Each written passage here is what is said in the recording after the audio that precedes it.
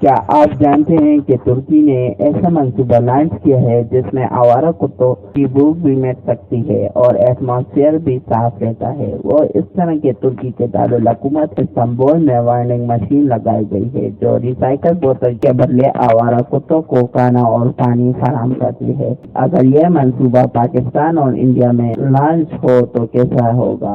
आप हमें नीचे कमेंट बॉक्स में बताइए और वीडियो को लाइक और शेयर करें और चैनल को सब्सक्राइब करें। शुक्रिया।